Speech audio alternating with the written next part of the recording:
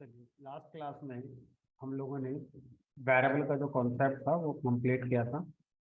इसी को आगे बढ़ाते हैं।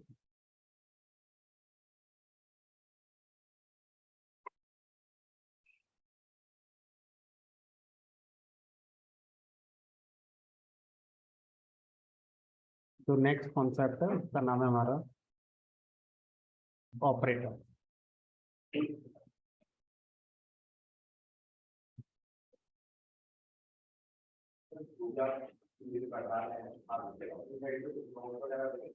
नोट तो समझ नहीं,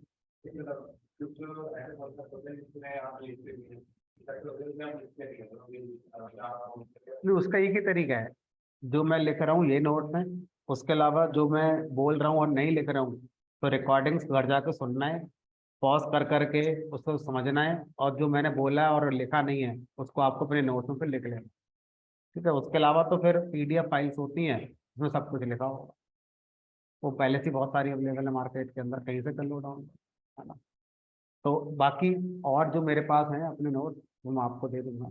ठीक है, बट जो आपकी क्लास के हैं उसका फायदा यह है कि जो मैं बोल रहा हूँ वही लिख रहा हूँ, वही आपको समझाया गया है, तो आप इनसे पढ़ेंगे तो जल्दी समझ में आएगा ना। अगर मैं पहले से कहीं के लिखे वो दे दूंगा तो आपको मैचिंग करने में दिक्कत होगी कि मैंने क्लास में बोला क्या था और वो लिखा क्या है। अभी क्या है, जो मैं बोल रहा हूँ वही लिख रहा है, तो चीज़ें थोड़ी आसान रहेंगी। ठीक है, चलो। ऑपरेटर्स की अगर हम बात करें तो क्या होते हैं हमारे ऑपरेटर्स। जनरली जब भी हम कोई पाइथन में ऑपरेशन करते हैं, लाइक मैथमेटिकल ऑपरेशन हो गए, तो मैथमेटिकल ऑपरेशन का मतलब हो गया addition, multiplication, division, subtraction, power निकालना। तो वहां पर हम ऑपरेटर्स का यूज करते हैं इस काम को करने के।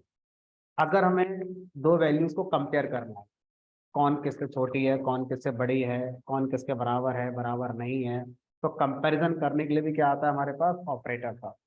अगर हमें कोई लॉजिकल ऑपरेशन करने हो बूलियन वैल्यूज पर, तो उसके लिए भी क्या होते हैं हमारे पास, operator.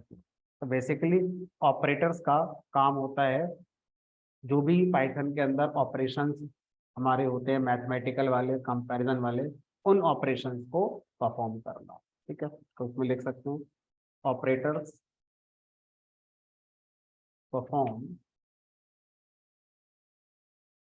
Mathematical comparison, logical searching,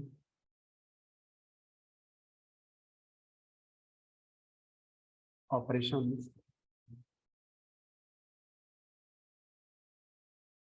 on operators. तो ऑपरेटर्स क्या होते हैं, ऑपरेटर्स परफॉर्म करते हैं mathematical operation, comparison operation, logical operation, searching operation.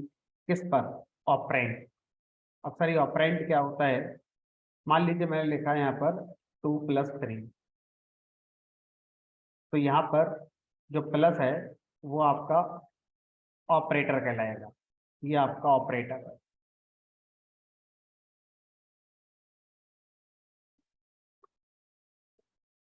2 और 3 आपका क्या है, ऑपरेंड।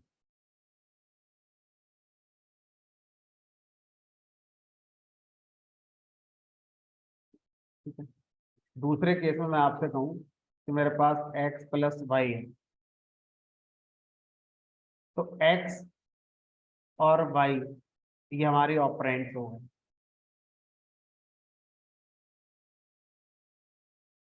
और प्लस क्या है, ये हमारा ऑपरेटर हो गया।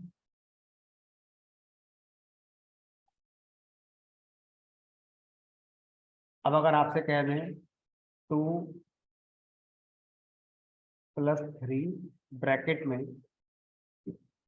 +4, तो इस वाले प्लस के पॉइंट ऑफ व्यू से ये अपने आप में एक ऑपरेंड है और ये एक ऑपरेंड है, प्लस ऑपरेटर हो गया। ठीक है, तो अब इन तीन एग्जाम्पल में आप देखो, ऑपरेंड वैल्यू भी हो सकता है, ऑपरेंड वेरिएबल भी हो सकता है, और ऑपरेंड आपका कोई एक्सप्रेशन भी ब्रैकेट में लिखा हुआ हो सकता है। ठीक है, तो अगर ऑपरेंड्स की बात करें तो operands can be a variable और ए वैल्यू और एन एक्सप्रेशन। तो वेरिएबल, वैल्यू, एक्सप्रेशन में से कुछ भी क्या हो सकता है, हमारा ऑपरेंड हो सकता है। अब ऑपरेटर्स देखने में क्या होते हैं? ऑपरेटर जनरली देखने में सिंबल्स होते हैं। तो कुछ सिंबल्स पाइथन में ऑपरेटर्स बनाए गए हैं, लेकिन हमेशा ऐसा नहीं है। कुछ कीवर्ड्स भी है पाइथन में जिनको ऑपरेटर्स बनाए गए हैं। There are some symbols and keywords that act as operator. तो कुछ कीवर्ड्स हैं, कुछ सिंबल्स हैं जो ऑपरेटर की तरह बिहेव करते हैं, है ना? कि पाइथन में यूज होने वाला हर सिंबल एक ऑपरेटर है, कुछ सिंबल ऑपरेटर है। पाइथन में ये कुछ कीवर्ड ऑपरेटर का काम करते हैं। कौन कौन से हैं वो सब तो पढ़ेंगे, तब ज्यादा बेटर समझ में आएगा। अब अगर हम बात करें टाइप टाइप ऑफ ऑपरेटर, तो कई सारे ऑपरेटर्स हैं, मैं एक एक करके लिख देता हूँ, फिर उसके बाद पढ़ेंगे। एक है अर्थमेटिक ऑपरेटर, इवन ये भी कैटेगरी का नाम है, इसके अंदर कई सारे मिलेंगे। फिर दूसरा आता है आपका असाइनमेंट ऑपरेटर, असाइनमेंट ऑपरेटर। फिर आपका आता है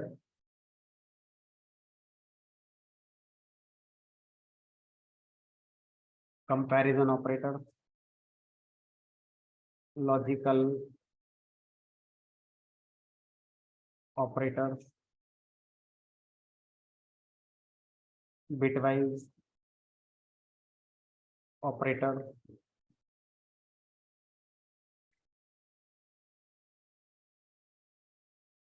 मेंबरशिप ऑपरेटर्स, एक्सेप्ट। एक और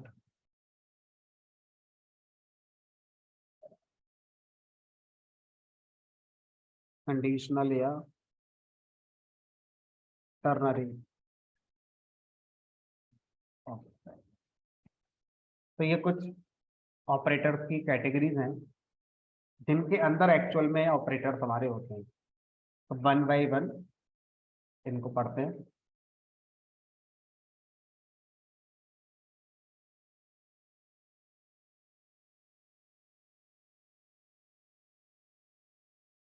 कल जब क्लास चल रही थी तो मैंने बोला था ऑनलाइन कैंडिडेट जो भी हैं वो जब जूम में ज्वाइन करेंगे तो अपना पार्टिसिपेंट लिस्ट में अपना नाम और स्टूडेंट आईडी मेंशन करें, ठीक है?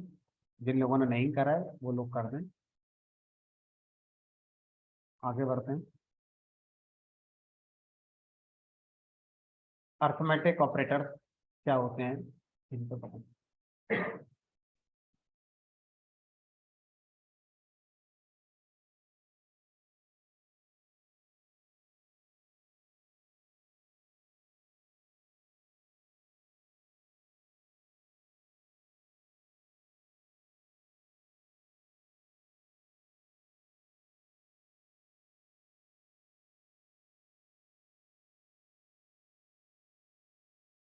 सबसे बेसिक जो हर कोई जानता होगा, दैट इज अर्थमेटिक एडिशन। तो अगर हम टू वैल्यूज के बीच में प्लस लगा दें तो ये हमारा अर्थमेटिक एडिशन, प्लस जो सिंबल है ये क्या करता है, दो वैल्यूज को मैथमेटिकली सम कर देता है। तो इसका रिजल्ट मैथमेटिक्स में जो भी होता होगा पाइथन में भी वही आएगा, ठीक है? अब कई बार ऑपरेंड्स का ऑर्डर मैटर करेगा, कई बार ऑपरेंड्स का ऑर्डर मैटर नहीं करेगा। ऑर्डर का मतलब किस क्रम में आप लिख रहे हो, पहले आपने 10 लिखा फिर 3 लिखा, क्या ऐसा कर सकते थे? पहले 3 लिखें फिर 10 लिखें, 3 + 10 तो जो प्लस ऑपरेटर है अर्थमेटिक वाला, इसमें ऑर्डर मैटर नहीं करेगा। आप किसी को भी लेफ्ट में प्लस के लिख दीजिए और किसी को भी राइट में लिख दीजिए, लेकिन हमेशा ऐसा करने से फर्क नहीं पड़ेगा, ये बात गलत होगी। जैसे अभी आप देखो, अब मुझे अर्थमेटिक सब्ट्रैक्शन करना है, 10 - 3 करेंगे तो 7 आ गया। शायद 3 - 10 का आंसर कुछ और आएगा, -7 आएगा। तो हमेशा ऑपरेंड किसी भी क्रम में लिख दोगे ये सही नहीं है, आपको सीखना पड़ेगा लेफ्ट में क्या लिखना है, राइट में क्या लिखना है। ठीक है, क्या ऑपरेटर हमेशा बीच में आएगा? ऐसा जरूरी नहीं है, ऑपरेटर बीच में भी आ सकता है, पहले भी आ सकता है, बाद में भी आ सकता है, सीखना पड़ेगा। जो भी अर्थमेटिक ऑपरेटर्स हैं वो बीच में आते हैं, एक ऑपरेंड उनका लेफ्ट में आएगा, एक ऑपरेंड उनका राइट में। ठीक है, अब तीसरा अर्थमेटिक ऑपरेटर है प्रोडक्ट। प्रोडक्ट को हम सिंपल टर्म्स में मल्टीप्लीकेशन भी कहते हैं, 10*. तो जो एस्ट्रिक सिंबल होता है, जब ये दो नंबर्स के साथ यूज किया जाता है तो ये क्या करता है, इनका मल्टीप्लीकेशन परफॉर्म कर देता है।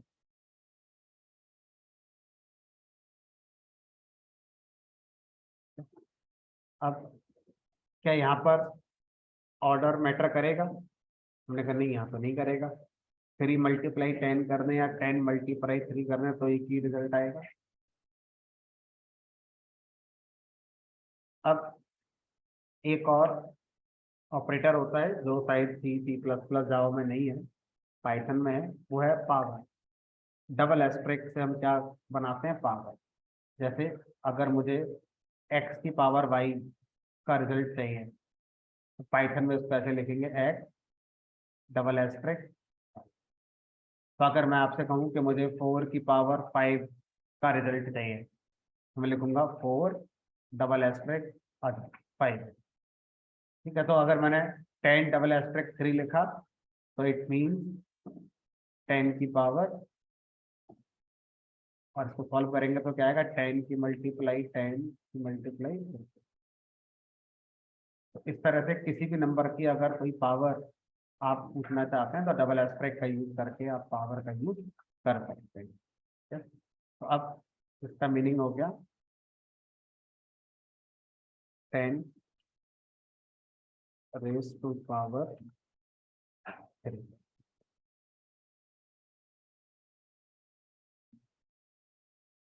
अब सोचो यहाँ पर ऑर्डर मैटर करेगा। अब आप ऐसे लिख दें अगर 3 डबल एस्ट्रिक 10 तो इसका मीनिंग अलग है। 3 डबल एस्ट्रिक 10 इसका मतलब हो गया 3 रेज टू पावर 10।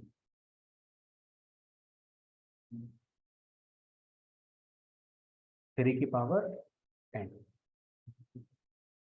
अब डिवीजन, पाइथन में 3 तरह से डिवीजन होता है।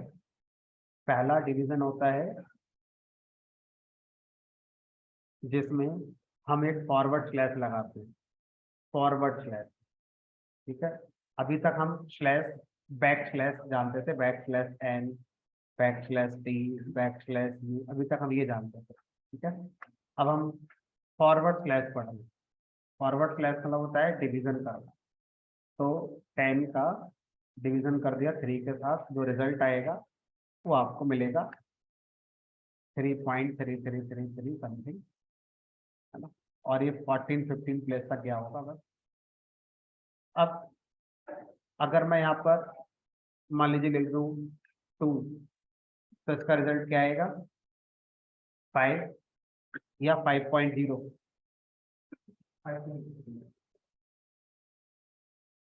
तो ये मुझे आपको समझाना था कि जब आप स्लैश वाला डिवीजन यूज करते हैं तो हमेशा रिजल्ट आपका फ्लोट में ही आएगा, भले ही नंबर पूरी तरह से डिवाइड है या नहीं, नंबर हम रिजल्ट हमेशा फ्रैक्शन में आएगा।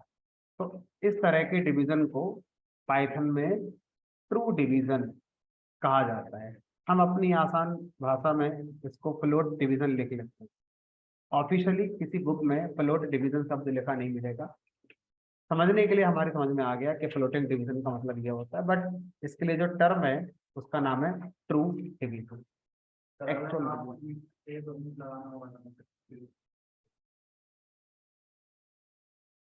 अगर हम बात करते हैं कि मुझे इंट में चाहिए डिवीजन, तो हमारे पास एक दूसरा सॉल्यूशन है।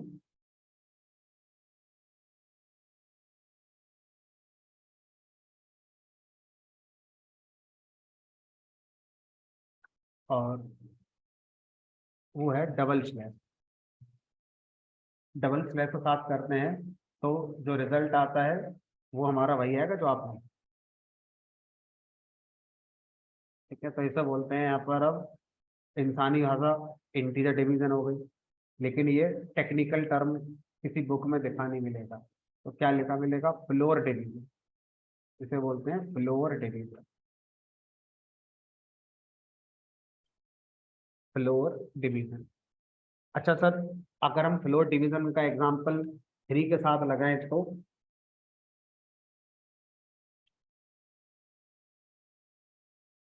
अब रिजल्ट क्या आएगा इसका फिर? क्योंकि ये तो इंटीजर में आता है रिजल्ट। अब रिजल्ट कितना आएगा फिर?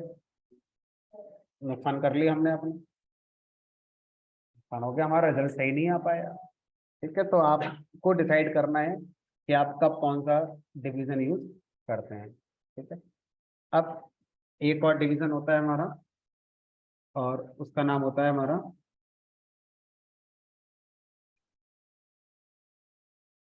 Modulo division. परसेंटेज सिंबल से इसको रिप्रेजेंट किया जाता है। इसे बोलते हैं मॉडुलो डिवीजन।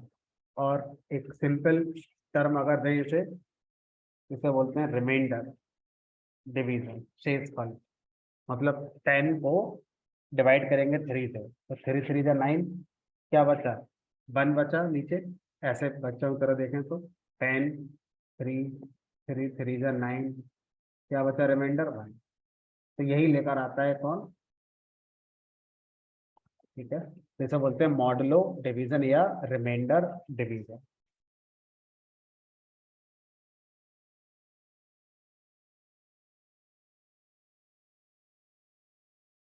सबके अपने अपने एप्लीकेशन है, ठीक है। कौन कहाँ पर यूज करना है आपको डिसाइड करना है।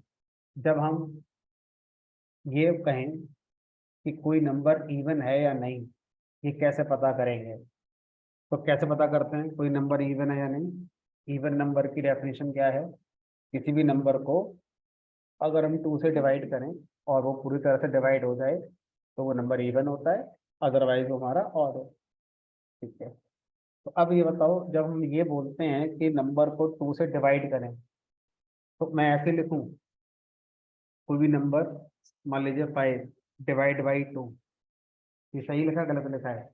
सब बोल जो रहे हैं आप, लिख तो वही रहे हैं, लेकिन जिस कॉन्टेक्स्ट में आप लिख रहे हैं वो गलत है।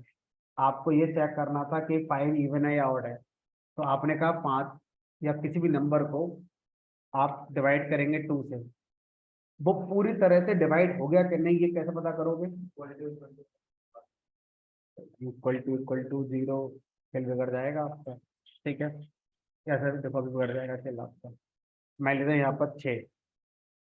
अब ध्यान से देखो, जब मैं लिखूंगा 6 2 2 3 जा 6, अब बताओ ये क्या ये ला कर देगा या ये ला कर देता है? तो क्या 3 0 के बराबर है? नहीं। तो आप वास्तव में क्या चाह रहे थे? जो बचा कुछ है रिमाइंडर, ये 0 के बराबर हो जाए तो नंबर क्या बोलेंगे? पूरी तरह 2 से डिवाइड हो गया। तो अब मैं यहाँ पर डिवीजन कौन सा वाला लगाऊंगा फिर? मॉडुलस डिवीजन लगाऊंगा। डिविजिबल कोई नंबर किसी नंबर से है या नहीं, उसके लिए हम रिमाइंडर चेक करते हैं, कोशंट नहीं। देखो ये जो आता है, ये 2, ये 6, 2 3 6 बचा 0, इसे बोलते हैं कोशंट, भागफल। इसे बोलते हैं रिमाइंडर, शेषफल। तो कोई नंबर किसी नंबर से डिविजिबल है या नहीं, उसके लिए रिमाइंडर चेक करा जाता है, ना कि क्वोशंट चेक करा जाता है। अगर मैं आपसे कहूँ कि कोई नंबर 5 से डिविजिबल है या नहीं, तो इफ नंबर 5 से डिविजिबल है तो उसका रिमाइंडर चेक करो, क्या वो 0 आ गया? अगर 0 आ गया तो वो नंबर 5 से डिविजिबल है। क्या कोई नंबर 6 से डिविजिबल है या नहीं, तो रिमाइंडर चेक करो, 0 आ गया नहीं।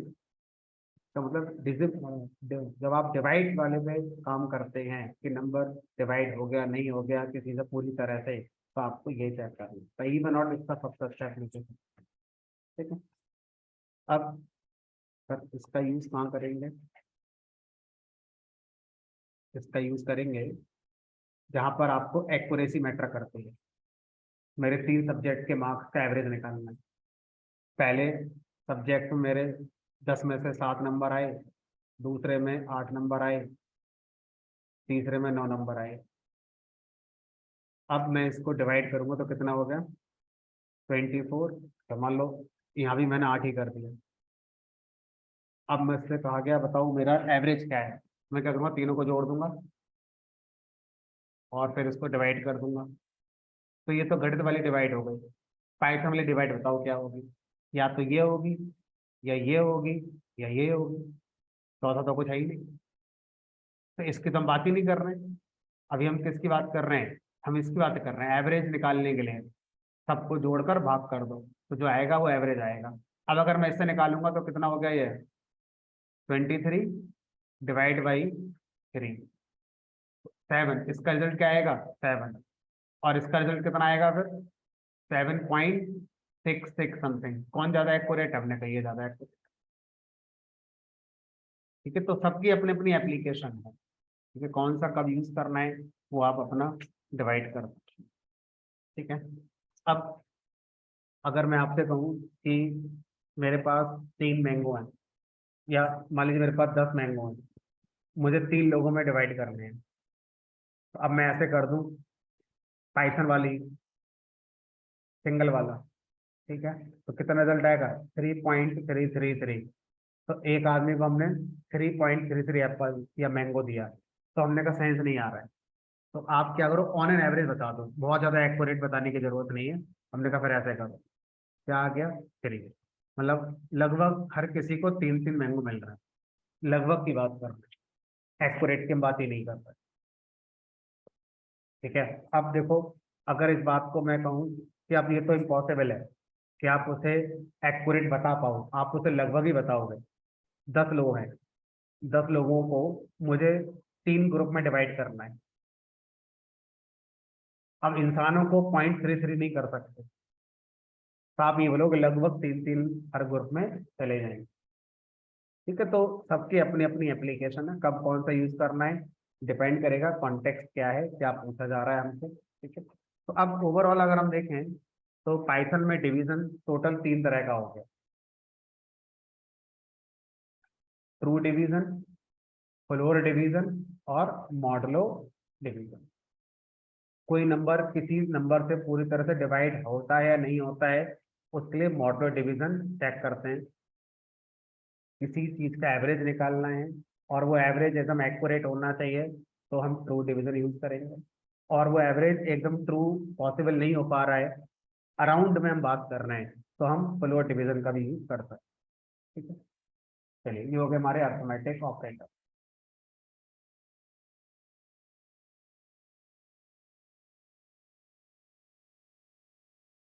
अब जितने भी अर्थमेटिक ऑपरेटर्स आपने पढ़े हैं, ये मैंने डायरेक्ट वैल्यूज के साथ समझा दिए। क्यों? वेरिएबल के साथ नहीं हो सकता? हमने कहा बिल्कुल हो सकते हैं। मान लो x = 5, y = या x = 10 और y = 3, तो आप ऐसे भी तो कर सकते थे। एक ही बात है। आप ऐसा भी कर सकते हो, किसी एक को बना दो वेरिएबल, किसी एक को बना दो वैल्यू। आप ऐसा भी कर सकते हो।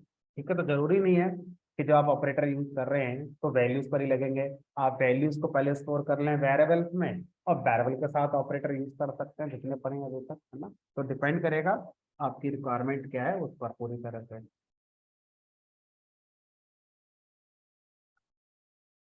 अब आता है असाइनमेंट ऑपरेटर।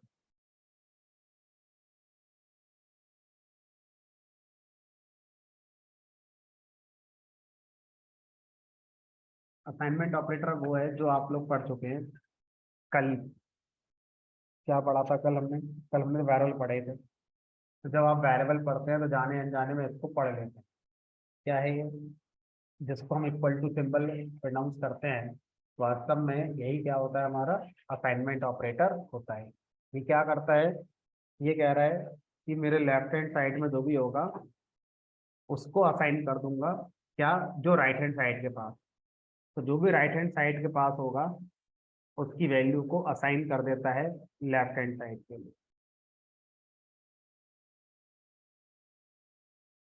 इसको बोलते हैं असाइनमेंट ऑपरेटर। अब आप कहें नहीं सर, हम तो चाहते थे कि जो लेफ्ट में है वो असाइन हो जाए राइट में, तो ये नहीं करता। तो इस ऑपरेटर का जो ऑर्डर है ये इंपॉर्टेंट है, कि पहले क्या लिख रहे हो और बाद में क्या लिख रहे हो। तो जो आप बाद में लिखोगे, यानी कि जो राइट हैंड साइड में लिखोगे, वो वैल्यू जाके असाइन हो जाती है लेफ्ट हैंड साइड में। और यहाँ पर एक रूल और आ जाता है, क्या, कि लेफ्ट हैंड साइड में आप जो लिख रहे हो must be a variable,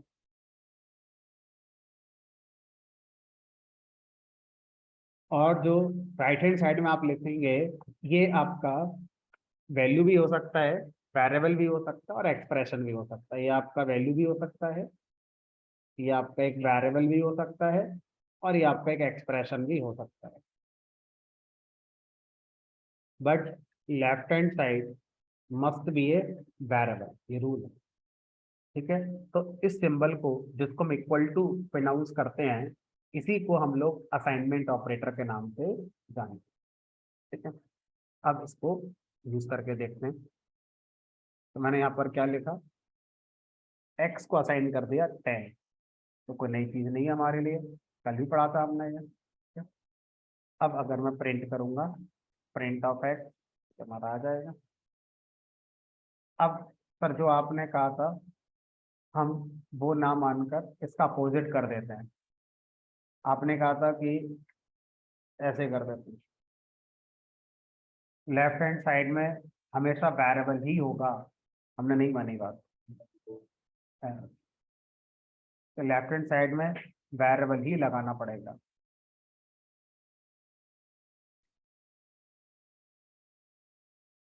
x equal to, अच्छा, राइट हैंड साइड में वेरिएबल लगा सकते, हमने कहा वाई इक्वल टू एक्स। जब आप वाई इक्वल टू एक्स करेंगे तो वाई में वही वैल्यू आ जाएगी जो एक्स के पास। एक्स के पास क्या वैल्यू है, 10। तो वाई के पास भी क्या आ गया, 10 आ गया।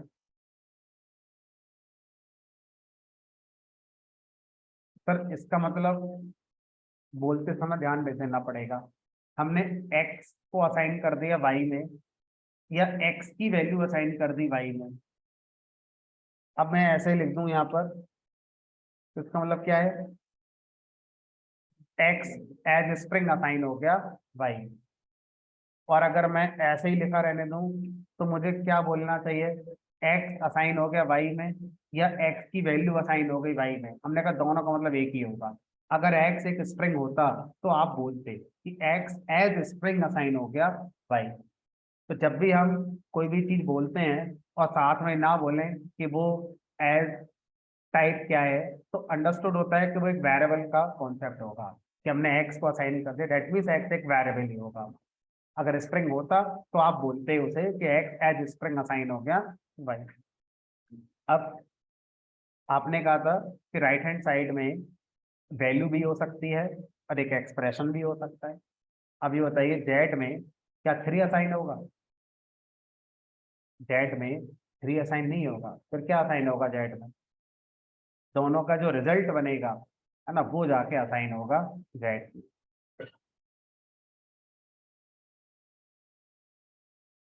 अब मैं आपसे कहूं कि मुझे इन दोनों का एवरेज जेड में असाइन करना है, तो अब यहाँ पर थोड़ा सा हमें सोचना होगा।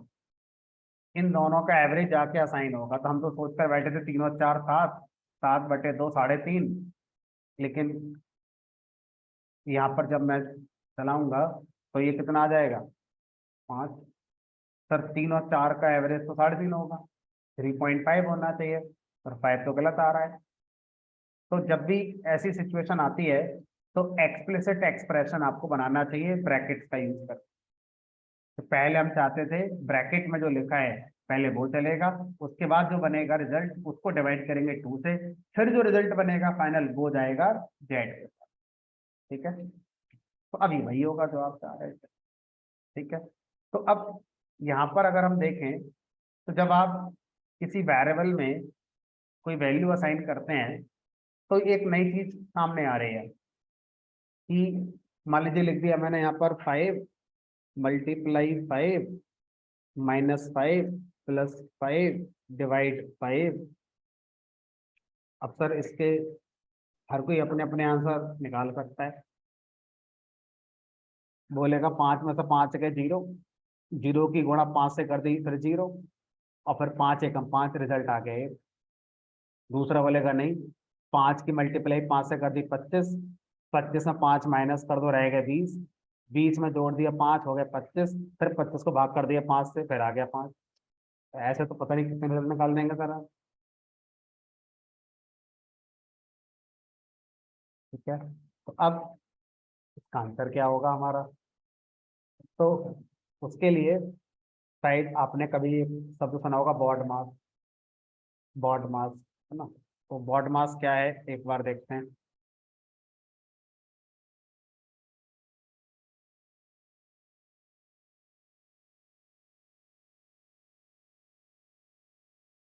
बॉड मास में बी ओ का मतलब ब्रैकेट ऑफ करना। अगर आपके एक्सप्रेशन में कई ब्रैकेट्स आती हैं तो पहले आप उन्हें सॉल्व करेंगे। तो कई ब्रैकेट नहीं आ रही, यहाँ से यहाँ तक कहीं ब्रैकेट नहीं, जैसे यहाँ ब्रैकेट आ रही थी, इसको ऑफ करना मतलब इसको खत्म करना, इसको सॉल्व कर देना पड़े, तो वो तो है ही नहीं सर। फिर डी, डी का मतलब होता है डिवाइड। डिवाइड, अब पाइथन में जो डिवाइड है वो 3 तरह का होता है। एक होता है ट्रू डिवीजन, एक होता है floor division, that means this, और एक होता है आपका मॉडुलो डिवीजन। अब गणित पढ़ाते समय ये बात नहीं बताई गई थी हमें कि डिवाइड भी 3 तरह का होता है। डिवाइड तो डिवाइड ही होता है, लेकिन प्रोग्रामिंग में आते ही डिवाइड 3 बन गए।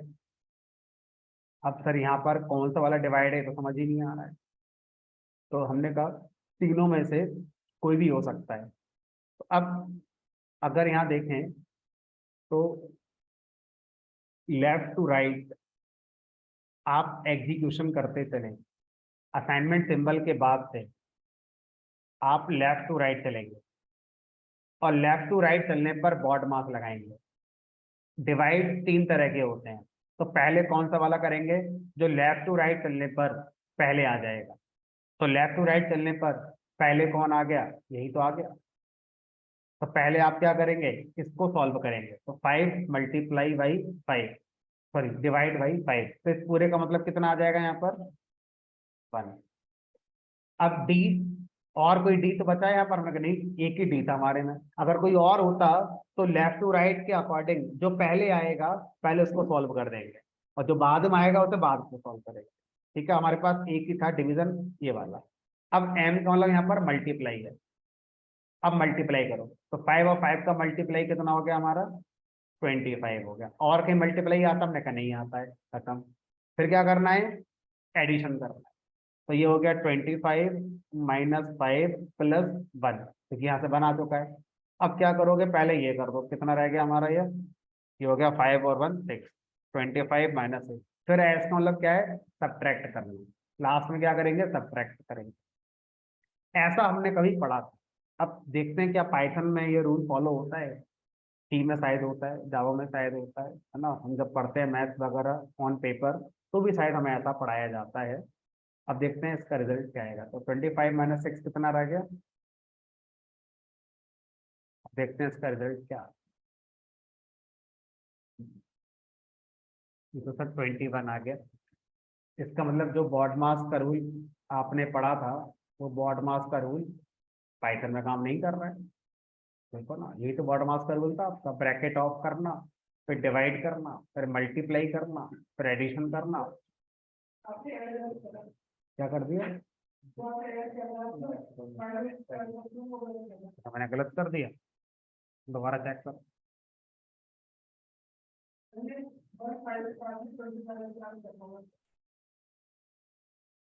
एक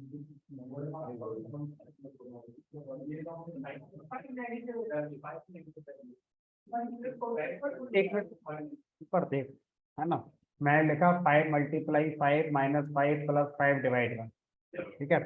अब मैं इस पर दोबारा लगा रहा हूँ, हो सकता है मुझसे गलत हो गया। मैंने यहाँ लिखा बॉड,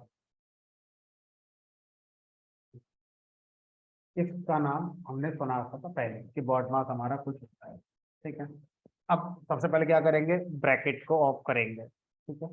अब जब ब्रैकेट ऑफ होगी हमारी, तो क्या कहीं ब्रैकेट है इसमें, क्या कहीं इसमें ब्रैकेट दिख रही है, नहीं।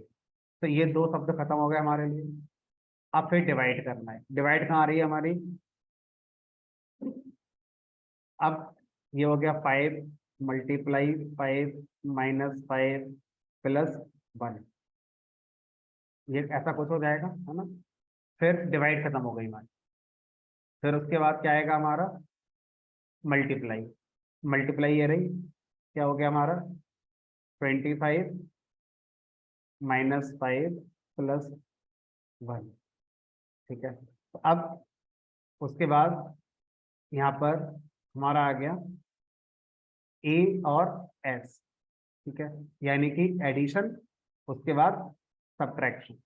अब अगर एडिशन पहले होगा तो ये हो गया 25 और माइनस कितना होगा ये, माइनस ये 4 होगा, और ये कितना आ गया 25 माइनस 4 कितना आ गया हमारा, सही तो चल रहा है, हमने पहले गलत कर दिया था, ठीक है। तो आप क्या करें यहाँ पर, इसको कई बार और भी हमारा क्या करें, और अलग अलग एक्सप्रेशन पे चलाकर देख लें। और अगर अभी बीओ लेकर आते हैं तो सर बीओ वाला करके देखो एक बार। तो जो मान लो मैंने यहाँ पर इसको उठाया और यहाँ पर कर दिया मल्टीप्लीकेशन, ऐसे कर दिया। अब बताओ इसका आंसर क्या आना चाहिए सर, पहले ब्रैकेट ऑफ हो जाएगी। चलो आप जो कह रहे हैं एक बार चला के देख लेते हैं, नहीं तो फिर एक बार ट्रेस कर लें, मतलब ठीक ही है ना, कोई दिक्कत नहीं आ रही। तो ब्रैकेट ऑफ वाला भी सीन आ गया कि ब्रैकेट ऑफ का मतलब क्या होता है। अब ये जो असाइनमेंट है, हमने यहाँ पर ये सीखा कि राइट हैंड साइड में कैसा भी एक्सप्रेशन हो, अभी हम इसको और भी कॉम्प्लेक्स बना सकते हैं, जहां पर बॉड मास से आगे की चीजें आएंगी हमारी। अभी हमने वो सब पढ़ा नहीं है, लेकिन जिस दिन आएंगी तो उस दिन भी ये हमारा जो वेरिएबल है लेफ्ट हैंड साइड वाला, वो कंप्लीट जो रिजल्ट बनेगा उसको स्टोर करेगा, ना कि किसी इंटरमीडिएट रिजल्ट को स्टोर करेगा। तो लेफ्ट हैंड साइड में जो वेरिएबल होता है उसमें असाइन होती है राइट हैंड साइड की, अगर वो एक एक्सप्रेशन है तो उस एक्सप्रेशन की कंप्लीट वैल्यू, ठीक। अब असाइनमेंट ऑपरेटर ने इस असाइनमेंट को जो अभी हम पढ़ रहे हैं इसको भी एक नाम दिया गया, और इसको बोलते हैं सिंपल असाइनमेंट, सिंपल असाइनमेंट। क्या मैं एक बार में दो वेरिएबल को वैल्यू असाइन कर सकता हूं, क्या मैं कहना चाहता हूं एक अलग प्रोग्राम से, मैं चाहता हूं कि एक ही लाइन में दो वेरिएबल को वैल्यू असाइन होता है, एक्स को मिल जाए 10 और वाई को मिल जाए 20, लेकिन मुझे पता नहीं कि कैसे करते हैं इस काम के लिए। तो मैं सीखना चाहता हूँ कि आप जो मैंने लिखा है वो सही लिखा है, गलत लिखा है, गलत लिखा है। तो क्या सही हो सकता है,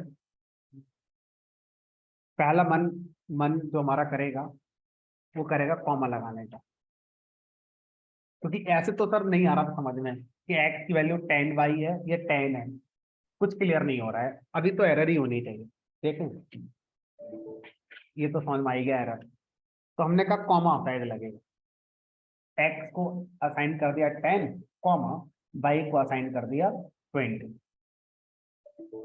पाइथन में ये भी एरर आ गया। इसका मतलब ये हुआ कि एक स्टेटमेंट पर एक से ज्यादा वेरिएबल अगर असाइन करना हो तो जो हम अपना हिट एंड ट्रायल कर रहे हैं वो तरीका काम नहीं करेगा, आपने पाइथन से पूछना ही पड़ेगा। तो जब पाइथन से पूछा गया तो पाइथन आंसर दिया, पहले लेफ्ट हैंड साइड में जितने वेरिएबल हैं वो लिखेंगे। असाइनमेंट सिंबल एक ही बार आएगा और फिर उसी क्रम में वैल्यूज लिखेंगे जिस क्रम में आप इन वेरिएबल्स को वैल्यू देना चाहते हैं। 10, 20। तो ये जो 10 है ये असाइन हो जाएगा x, और जो 20 है ये का असाइन हो जाएगा y। तो असाइनमेंट सिंबल एक बार लगाना है। लेफ्ट हैंड साइड पर आप जितने चाहे उतने वेरिएबल्स लगाएंगे, लेकिन रूल फिर उतनी वैल्यू राइट हैंड साइड पर होनी चाहिए। कम ज्यादा होने पर एरर आ जाएगी। अगर ये 3 है ये 2 है एरर आ जाएगी, ये 2 है ये 3 है तो एरर आ जाएगी। ऐसे असाइनमेंट को मल्टीपल असाइनमेंट कहा जाता है, इसे बोलते हैं मल्टीपल असाइनमेंट। तो जब हम एक ही साथ मल्टीपल वेरिएबल को वैल्यू असाइन करेंगे तो पाइथन में अलग सिंटैक्स है, सी में, C++ में, जावा में अलग सिंटैक्स होता है, ये नहीं चलता वहां पर वही चलता जो आपने इससे पहले मुझे बताया। अब अगर मुझे मल्टीपल असाइनमेंट का सिंटैक्स नहीं सिखाया जाता तो क्या मेरा कोई काम रुक जाता? हमने कहा नहीं, काम नहीं रुकता आपका, काम तो होता। सिर्फ आपको एक ज्यादा लाइन लिखनी पड़ती है। ऐसा भी तो काम हो ही गया मेरा अभी भी, तो इसका मतलब यही है कि x को मैंने 10 दे दिया, y को मैंने 20 दे दिया, सिर्फ 2 लाइन लिखनी पड़ेगी, इतने तो फर्क पड़ा। तो काम तो कोई नहीं रुकता, थोड़ा काम शॉर्ट हो गया, मतलब नंबर ऑफ लाइंस प्रोग्राम की थोड़ी मेरी कम हो, इतना फायदा होता है। अब अगर मैं आपसे कहूं कि मेरे पास मल्टीपल वेरिएबल्स हैं जिनको मुझे सेम वैल्यू देनी है, लाइक x को 10 देनी है, y को भी 10 देनी है, z को भी 10 देनी है। इस काम को ऐसे भी कर सकता हूँ x, y, z equal to 10, 10, 10, ऐसा भी कर सकते हैं। भाई 3 अलग अलग लाइन पे लिखोगे, एक साथ लिख दो तब भी हो जाएगा हमारा। तो तीन दोनों ही केस में 3 वेरिएबल हैं और उनको सेम वैल्यू हमारी क्या हो रही है, असाइन हो रही है।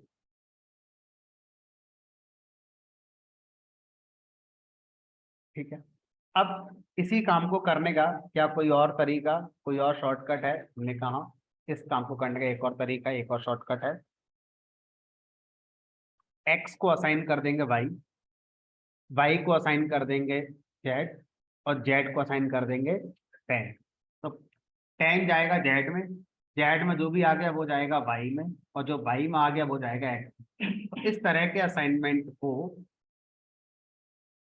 चेन्ड असाइनमेंट कहा जाता है। Chained assignment. तो चेन्ड असाइनमेंट अगर नहीं होता तो काम हमारा रुकता नहीं, कुछ नहीं, काम तो फिर भी होता, लेकिन ये है कि थोड़ा ज्यादा लिखना पड़ता है। अब मान लो 5 वेरिएबल थे और पांचों को सेम वैल्यू देनी है इनिशियली, तो अलग अलग 5 लाइन लिखेंगे, टाइम ज्यादा लगेगा, कोड की लेंथ ज्यादा हो जाएगी, इससे थोड़ा काम शॉर्ट हो गया, जल्दी हो गया। जिसे बोलते हैं चेन्ड असाइनमेंट। अब अगर मुझे किसी भी वेरिएबल को, मान लो मैंने वैल्यू दी 5, अब मैं चाहता हूँ इस पर कोई अर्थमेटिक ऑपरेशन करके इसकी वैल्यू को चेंज कर दूं। जैसे मैं चाहता हूँ x में हमारा 2 की मल्टीप्लाई हो जाए, अब वापस से जो रिजल्ट है वो x में ही स्टोर हो जाए। तो आप क्या करेंगे, आप लिखेंगे x equal to x multiply y. तो इस स्टेटमेंट का मतलब है कि x की अब जो वैल्यू है वो x की पुरानी वैल्यू में 2 का मल्टीप्लाई होकर स्टोर हो जाएगा। तो अब अगर मैं यहाँ पर x को पहले प्रिंट कराऊं तो ये हो जाएगा 5, और अब अगर मैं x को यहाँ प्रिंट कराऊं तो ये क्या आएगा, x की वैल्यू। अब हमसे कहा गया कि आप इसी काम को ऐसे भी कर सकते हैं, x मल्टीप्लाई इक्वल टू, तो मल्टीप्लाई इक्वल टू इस तरह के असाइनमेंट को हम पाइथन में क्या बोलते हैं, कंपाउंड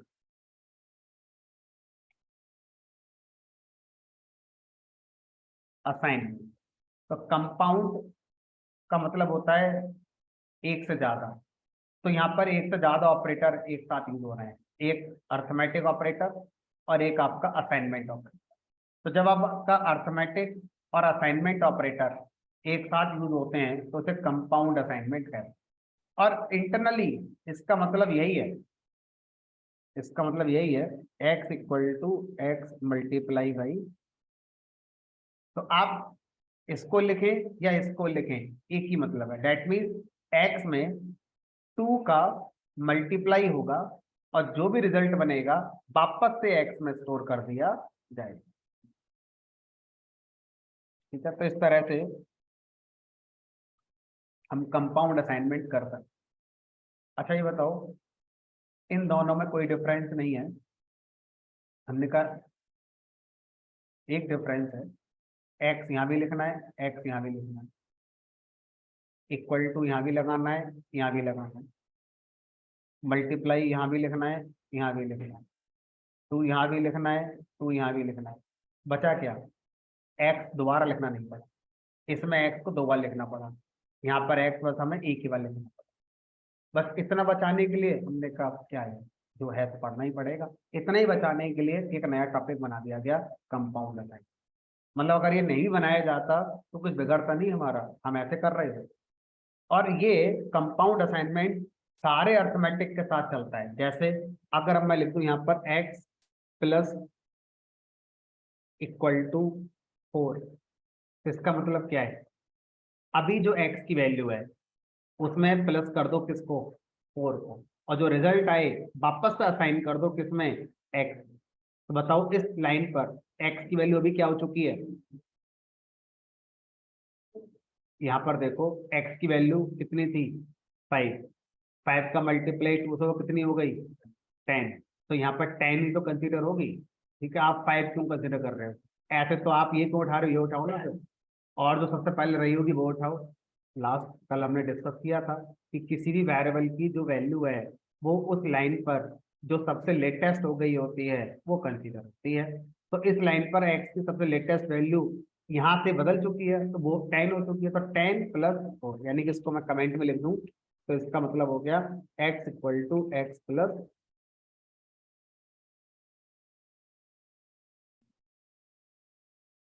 चलो अब मैं कमेंट में नहीं लिखूंगा, अब आप बताओ अगर मैं लिख दूं x माइनस इक्वल टू 2 तो उसका रिजल्ट कितना आएगा?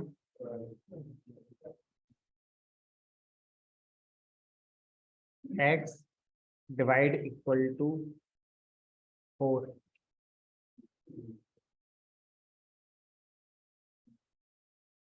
ठीक है, तो इसे बोलते हैं कंपाउंड असाइनमेंट।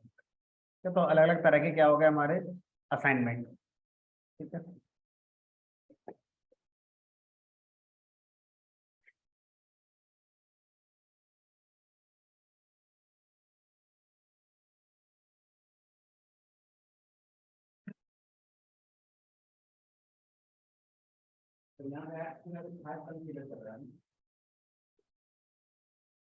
यहाँ का मतलब बताओ।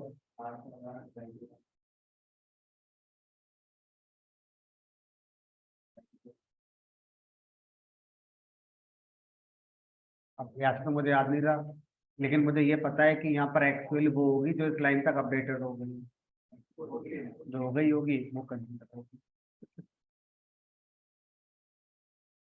चलिए, तो 2 तरह के ऑपरेटर हो गए हमारे, अर्थमेटिक ऑपरेटर और दूसरा हो गया हमारा असाइनमेंट ऑपरेटर। अब आता है तीसरे तरह का operator, that is comparison.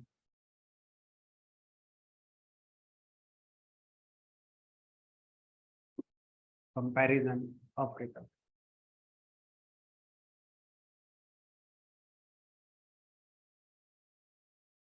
Comparison operator का पर्पस होता है, अगर हम डिसीजन लेना चाहते हैं किसी भी चीज का तो वहां पर ही हमें हेल्प करती है। डिसीजन लेना है कौन हार गया कौन जीत गया, किस चीज में? हमने कहा क्रिकेट में, तो जिसके रन ज्यादा थे वो जीत गया, जिसके रन कम थे वो हार गया। और दोनों टीमों के रन बराबर हैं तो मैच टाई होगा, सुपर ओवर कर लो। क्लास में फर्स्ट किसकी आ गई? जिसके मार्क्स ज्यादा उसके फर्स्ट आ गए, जिसके मार्क्स ज्यादा नहीं आए पीछे रह गए। सर कैसे पता करेंगे को पास हो गया कि फेल हो गया? तो पास होने का कुछ क्राइटेरिया होगा कि अगर मार्क्स की वैल्यू 30 से ज्यादा है तो पास हो गया, नहीं तो फेल हो गया। तो इस तरह की सिचुएशन में कंपैरिजन ऑपरेटर का काम है कंपेयर करना, एक वैल्यू को दूसरी वैल्यू से कंपेयर करना। कैसे कंपेयर करना? छोटे, बड़ा, बराबर, इस तरह के कंपैरिजन करने के लिए कंपैरिजन ऑपरेटर का यूज किया जाता है। ठीक है, तो अब अगर मैं ग्रेटर कंपैरिजन करना चाहती हूँ कि कोई किसी से बड़ा है कि नहीं, तो हम सबसे पहले क्या लिखेंगे? जिसको कंपेयर करना चाहते हैं उसको लिखेंगे 10। अब हम पता करना चाहते हैं 10 बड़ा है या नहीं, ग्रेटर है या नहीं, तो ग्रेटर का साइन लगाएंगे। यही साइन होता था आपको जब पढ़ाई गई थी, है ना, सेकंड थर्ड क्लास में या फिफ्थ क्लास में, तो यही साइन है, greater than, less than, greater than equal to, less than equal to, कोई नया साइन नहीं है। तो ये ग्रेटर देन ऑपरेटर है। 10 इज ग्रेटर देन 6। अगर मैथमेटिकली 10 ग्रेटर होता है 6 से, तो पाइथन में ये जो कंपैरिजन ऑपरेटर है ये हमें बूलियन रिजल्ट वापस करते हैं। जितने भी कंपैरिजन ऑपरेटर हैं ये सारे के सारे हमें बूलियन रिजल्ट वापस करेंगे।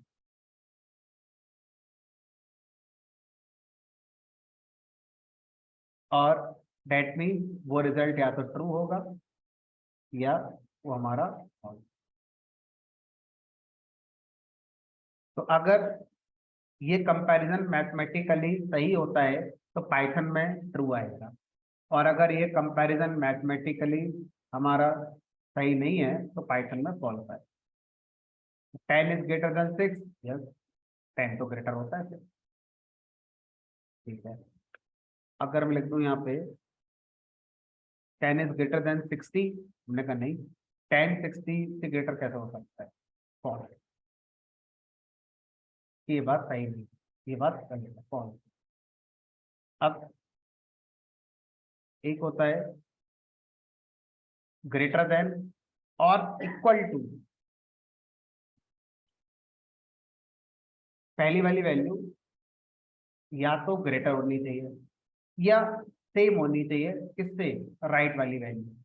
तो 10 ग्रेटर तो नहीं होता 10 से, लेकिन बराबर तो होता ही है। अभी क्या आएगा हमारा? ट्रू। तो ये दो बात हैं, दो में से कोई भी एक सही होने पर रिजल्ट ट्रू आएगा। ठीक है, अब जिस तरह से ग्रेटर देन और इक्वल टू है, उसी तरह से हमारा आता है लेस देन। क्या 10 लेस देन है 10 से? फॉल्स। 10 से छोटा नहीं होता। एक और है less than equal to. 10 is less than और इक्वल टू 10। हमने कहा लेस देन तो नहीं है लेकिन इक्वल टू तो है, तो भी ट्रू आएगा, कोई भी एक बात सही हो। अब हमें ना एग्जैक्ट कंपैरिजन करना है कि ये उसके बराबर होना ही चाहिए। रियल लाइफ एप्लीकेशन, अगर आपसे कहा जाए कि आप अपने अकाउंट से अमाउंट विड्रॉ करना चाहते हैं, आपके अकाउंट में 1000 पड़े हैं, तो आप जितना अमाउंट विड्रॉ करना चाहते हैं वो लेस देन और इक्वल टू 1000 रहे, तब तो विड्रॉ कर लेंगे, वरना विड्रॉ नहीं हो पाएगा। ठीक है, अब अगर आपसे कहा जाए कि आपने फेसबुक पर लॉग इन करा या आपने ट्रांजैक्शन का लास्ट स्टेप ओटीपी दिया, अब जो आपने ओटीपी दिया और जो सर्वर के पास एक कॉपी थी, वो दोनों कंपेयर होंगे कि सही है कि नहीं। तो क्या ओटीपी को ग्रेटर देन लेस देन लगाएं? वहाँ तो सेम एग्जैक्ट होना चाहिए। तो वहां पर हमें बराबर कंपैरिजन करने के लिए डबल इक्वल का यूज करना पड़ता है, तो उसको बोलते हैं इक्विटी ऑपरेटर। इक्विटी ऑपरेटर का प्रोनाउंसिएशन हम लोगों ने देखकर क्या कर लिया है? डबल इक्वल कर लिया है। डबल इक्वल नाम से कोई भी ऑफिशियल टर्म नहीं है, कहीं किसी किताब में डबल इक्वल नहीं लिखा मिलेगा। इसे बोलते हैं इक्विटी ऑपरेटर। अब देखो इनके जो सही प्रोनाउंसिएशन है, ये और ये। इसको हम क्या पढ़ते हैं? Equal to. इसको हम क्या पढ़ते हैं? Double equal to. ये दो वर्ड हम देख कर बोलते हैं, ये दोनों ही अनऑफिशियल वर्ड, कहीं किसी बुक में लिखे नहीं मिलेंगे। इसको बोलते हैं असाइनमेंट ऑपरेटर। जो सही नाम है इसका वो है असाइनमेंट ऑपरेटर। और ये हमारा क्या है, इक्विटी ऑपरेटर, कंपैरिजन का। ठीक है। अब ये दोनों वैल्यू अगर सेम है तो ये ट्रू देगा, नहीं तो फॉल्स देगा। 10 के बराबर है, ट्रू। और अगर मैं लिख दूं कि क्या 10 हमारा 9 के बराबर, हमने कहा नहीं, 10 9 के बराबर कैसे हो जाएगा।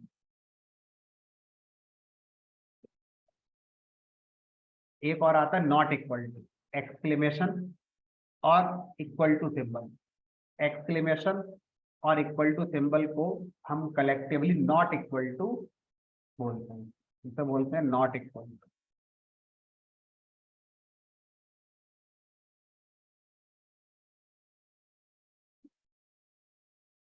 नॉट इक्वल टू कह रहा है जब दो वैल्यू बराबर नहीं होती हैं तब मैं ट्रू देता हूँ, और अगर दोनों वैल्यू बराबर हैं और मुझे लगाओगे तो फॉल्स दे देंगे। तो अभी क्या देगा ये, ट्रू या फॉल्स।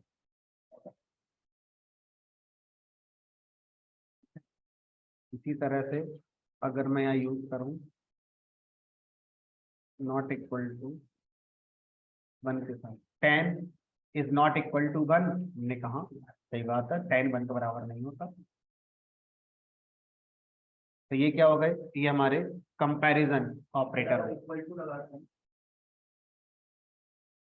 कहाँ लगाना है इक्वल टू बताओ। लाइन नंबर 7 देखो एक बार।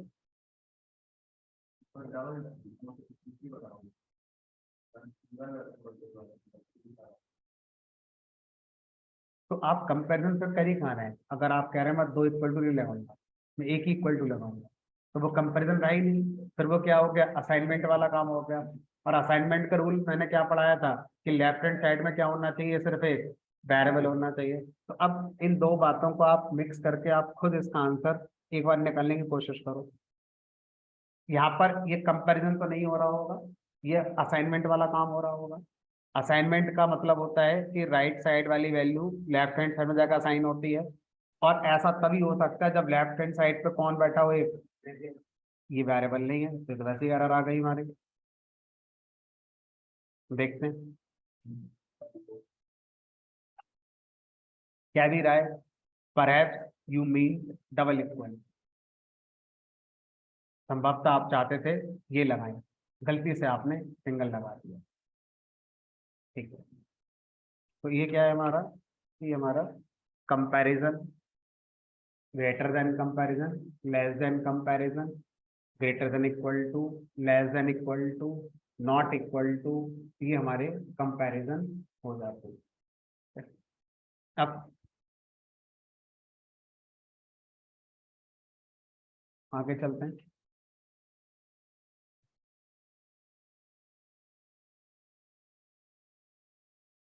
अभी हमने जो ऑपरेटर्स पढ़े हैं दो, अर्थमेटिक और कंपैरिजन, स्प्रिंग के साथ इनका बिहेवियर थोड़ा इंटरेस्टिंग है। कैसे इंटरेस्टिंग है वो देखें। हमने नंबरों के साथ कंपैरिजन करा, हमने नंबरों के साथ अर्थमेटिक एडिशन करा, पर स्प्रिंग भी तो हो सकता है। कैसे, आप क्या कहना चाहते हैं, हमने कहा देखो, मैंने लिखा है यहाँ पर print A spring plus B spring. A और बी स्प्रिंग, दो स्प्रिंग के बीच में अगर मैं अर्थमेटिक ऑपरेशन करूंगा तो क्या रिजल्ट आएगा, हमने कहा एरर आती है। अर्थमेटिक सिर्फ नंबरों पे चलते हैं, स्प्रिंग पे नहीं चलते। अब इस बात को मैं शुरू करता हूँ समझाना, प्लस से नहीं, डिवाइड, एरर आ जाएगी। ए को बी से डिवाइड नहीं कर सकते, दो स्प्रिंग है, एक स्प्रिंग को दूसरे स्प्रिंग से डिवाइड नहीं कर सकते, नो मैटर स्प्रिंग में क्या करेक्टर आते हैं। ठीक है, अनसपोर्टेड, यानी कि स्प्रिंग पर आपका जो डिवीजन है ये सही नहीं है। कोई बात नहीं, ये भी नहीं कर सकते, नहीं ये भी नहीं कर सकते, अनसपोर्टेड, ये भी नहीं कर सकते, हमने कहा नहीं। ये भी नहीं कर सकते, इसने कहा नहीं। पावर भी नहीं कर सकते, अभी तक तो नहीं कर सकते। जो कर सकते हैं सर उसको नहीं करें, बाकी सब लेते नहीं सकते। तो जब हम प्लस की बात करते हैं तो प्लस के केस में एरर नहीं आता, और यहाँ पर इसका मीनिंग बदल दिया जाता है। प्लस अब अर्थमेटिक की जगह हमारा कॉन्कैट कर देता है, ए और बी को कॉन्कैट करके हमें आउटपुट दे देता है। तो ये एक इंटरेस्टिंग है। तो इसका मतलब ये नहीं है कि पाइथन ने प्लस को चला दिया स्ट्रिंग के साथ, बाकियों को नहीं चलाया, पक्षपात कर लिया, ऐसा नहीं है। पाइथन ने इसका मीनिंग बदल दिया, अभी अर्थमेटिक है ही नहीं।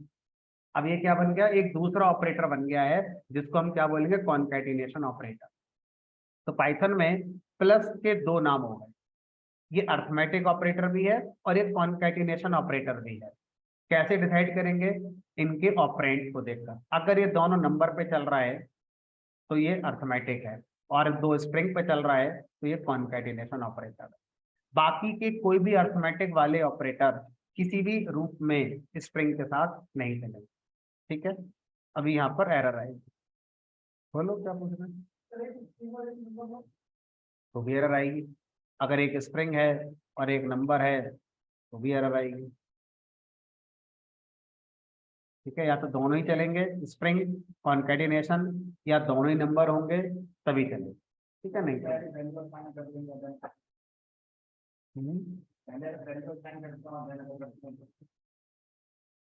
वैल्यू किस में असाइन करना बताओ।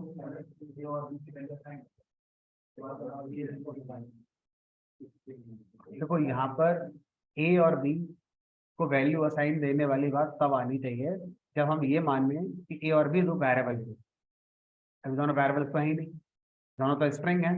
फिर भी आपकी बात हम मान लेते हैं, ए को मैंने असाइन कर दिया 4 और बी को असाइन कर दिया 5। चलो आप ही लोग बताओ, क्या इसका आंसर 9 आएगा?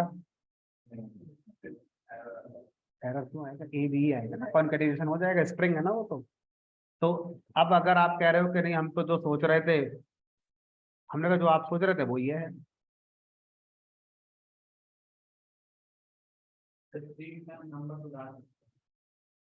स्ट्रिंग में आप कुछ भी करेक्टर लिख सकते हैं, आप नंबर लिखो, आप यहाँ पर ऐसे कर दो, माइनस कर दो, यहाँ पर प्लस कर दो, यहाँ पर अंडरस्कोर लगा दो, तो जैसा है वैसे ही कॉन्कैट हो जाएगा, वो स्ट्रिंग है।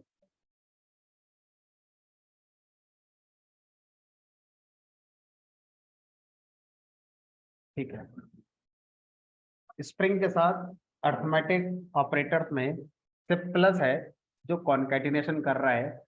बाकी एस्ट्रिक भी चलता है, लेकिन वो एस्ट्रिक कब चलता है थोड़ा आगे जाकर उसको और डिटेल में समझेंगे। ठीक है, अभी के लिए अगर आपसे कहा जाए तो अर्थमेटिक में प्लस सीधे सीधे स्ट्रिंग पे चल रहा है, बाकी नहीं चल रहा है। अब सर कंपैरिजन के साथ स्ट्रिंग काम करती है। अगर मैं लिख दूं यहाँ पर कि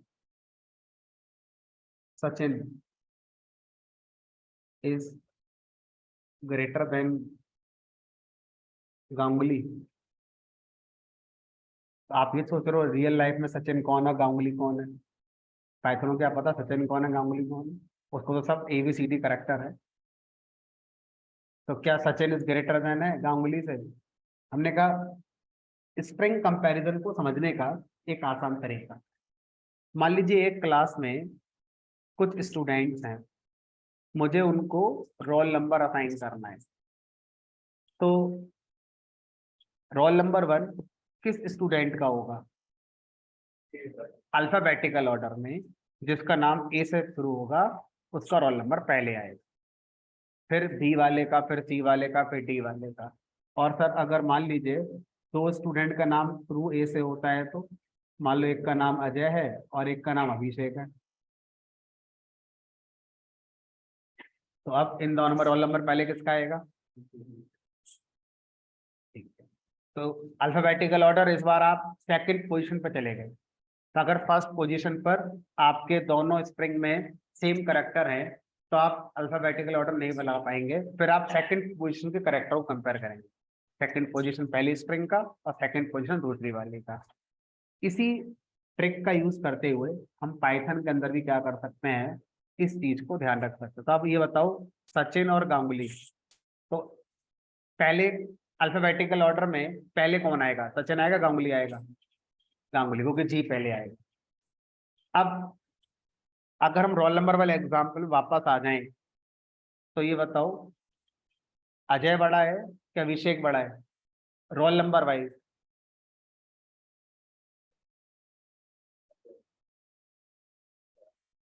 अजय और अभिषेक, इन दोनों में पहले रोल नंबर किसका आएगा? मान लो शुरुआत यहीं से हो रही है, उसके बाद कौन आएगा? अजय। तो बड़ा कौन हुआ फिर? अजय नहीं हो गया?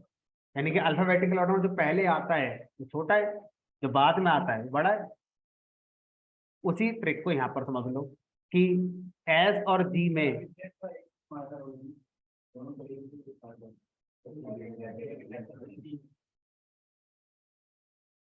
वापिस तो चलेगी आगे जाके, तो अभी तो बहुत शुरू में हैं हम लोग। चलो ठीक है। तो अब यहाँ पर सचिन और गांगुली है ना, तो इसमें अगर हम देखें तो अल्फाबेटिकल ऑर्डर में जी पहले आ जाएगा, A B C D G H I J K, फिर लास्ट में एस कहीं आएगा। तो जो पहले आएगा वो छोटा है, जो बाद में आएगा वो बड़ा है। अब आप कह रहे हैं Sachin is greater then Ganguly, हमने कहा एस ग्रेटर देन जी, क्योंकि एस हमारा बाद में आता है और जी हमारा पहले आता है, यानी कि ये बात सही है।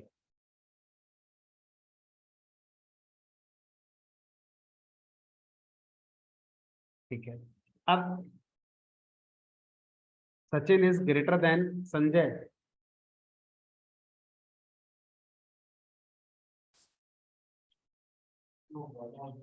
फॉल्स, क्योंकि देखो शुरू के दो पोजीशन से तो ये बात नहीं निकल कर आएगी। थर्ड पोजीशन पर वहां पर सी और यहाँ पर एन है।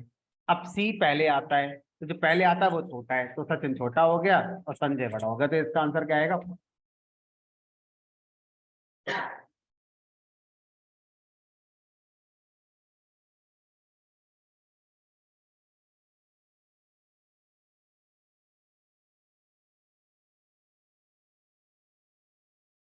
Sachin is greater then Sachin Tendulkar. अब अलग थोड़ी सिचुएशन आ गई, शुरू के तीन और तीन छह पोजीशन से तो डिसाइड ही नहीं होगा। सेम है बिल्कुल। तो इस केस में क्या होता है, अगर दो स्ट्रिंग में शुरू के सारे पोजीशन पर सेम करेक्टर है, तो फिर ऑटोमेटिकली उस स्ट्रिंग को बड़ा माना जाता है जिसमें ज्यादा करेक्टर। तो सचिन तेंदुलकर में ज्यादा करेक्टर है, स्पेस टी ई एन, तो सचिन तेंदुलकर वाली स्ट्रिंग बड़ी है और सचिन वाली स्ट्रिंग छोटी है। लेकिन आप कह रहे हैं Sachin is greater then Sachin Tendulkar, इसका मतलब क्या है इसका रिजल्ट हमारा? ठीक है। तो इस तरह से थोड़ा ट्रिकी कंपैरिजन होता है स्ट्रिंग के साथ जब आप लेकर चलते हैं। ठीक है। इक्विटी कंपैरिजन तो कर ही सकते हैं।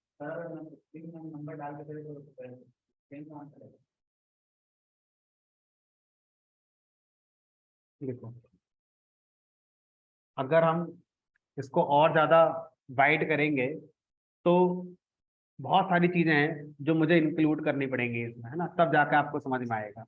जैसे अभी आप नहीं बता पाएंगे इसी का आंसर, जबकि कुछ तो आएगा ही। एक बार लोअर केस है, एक बार अपर केस है। तो छोटा वाला बड़ा वाला अगर दोनों आ जाएं तो कैसे डिसाइड करते हैं कि कौन छोटा है कौन बड़ा है? तो जो नेचुरल ऑर्डर दुनिया में माना जाता है लेटर्स के लिए, उसमें कैपिटल एबीसीडी पहले आती है, छोटी होती है, और जो स्मॉल एबीसीडी है वो बड़ी होती है। जैसे छोटी हाथ बड़ी हाथ होती है ना, उसी तरह से मान लो, है ना। तो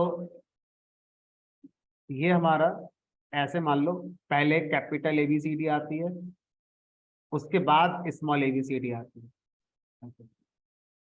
Sachin is greater then Sachin, सही है, यानी कि स्मॉल एस ग्रेटर होता है किससे? कैपिटल। तो ये बात कैसी है? ट्रू।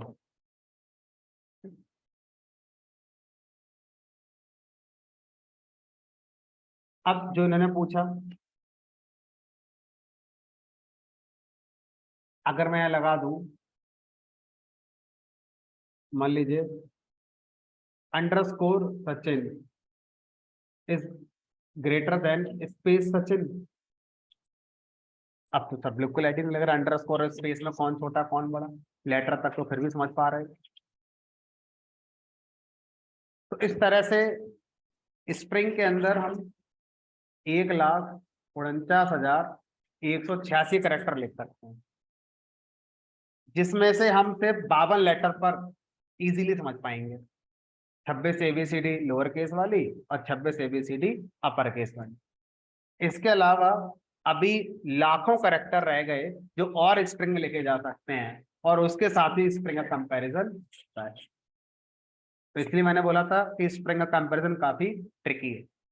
अब इसको एग्जैक्ट कैसे करेंगे उसको मैं आगे जाके जब स्प्रिंग हैंडलिंग टॉपिक ही पढ़ाऊंगा पूरा आपको, जिसमें आराम से हमारी 3 से 4 क्लास कम से कम लगेंगी, उसमें आपको उस दिन पढ़ाऊंगा कि वो सारे के सारे जो 1.5 लाख करेक्टर है मोटे मोटे मान लें अगर, तो कैसे डिसाइड करते हैं कौन किससे छोटा होता है कौन किससे बड़ा होता है। अभी के लिए मैं बस एक छोटा सा हिंट देता हूँ ताकि ये वाला आंसर थोड़ा बहुत समझ में आ जाए, अगर आ सकता हो तो। हर करेक्टर की पाइथन में एक न्यूमेरिक वैल्यू होती है, हर करेक्टर की पाइथन में एक न्यूमेरिक वैल्यू होती है। कैपिटल ए की न्यूमेरिक वैल्यू होती है 65, स्मॉल ए की न्यूमेरिक वैल्यू होती है 97। इसी में एक एक जोड़ते चले जाओ तो BCDE Z तक मिल जाएगी, इसी में एक एक जोड़ते चले जाओ तो स्मॉल Z तक वैल्यू मिल जाएगी। तो इसीलिए कैपिटल ए छोटा होता है स्मॉल ए बड़ा होता है, क्योंकि कैपिटल ए की न्यूमेरिक वैल्यू 65 है और स्मॉल ए की 97 है। अब किसी तरह से कहीं से ढूंढ कर ले आओ अंडरस्कोर की न्यूमेरिक वैल्यू क्या होती है और स्पेस की न्यूमेरिक वैल्यू क्या होती है। अगर आपको ये पता चल जाएगा तो फिर आप आसानी से डिसाइड कर लोगे कि अंडरस्कोर ग्रेटर देन है स्पेस। ठीक है, अभी के लिए मैं क्या करता हूँ, इसको कमेंट करके सिर्फ आपको इन दोनों के न्यूमेरिक वैल्यू निकाल कर दिखा देता हूँ। पाइथन के अंदर एक फंक्शन होता है ORD। ORD फंक्शन से आप किसी भी करेक्टर की न्यूमेरिक वैल्यू पता कर सकते हैं। मैंने अंडरस्कोर की निकाल ली, एक बार सर उसकी निकालो जिसकी आप कह रहे थे, स्मॉल ए की 97 होती है, ठीक है, कैपिटल ए की 65 होती है, ठीक है। अब जिसकी निकालना चाहते हो उसकी निकाल लो।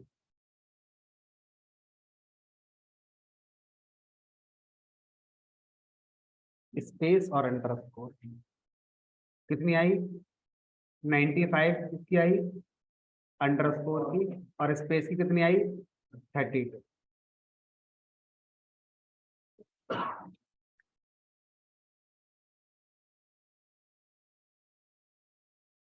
अब बताओ underscore is greater then space, true.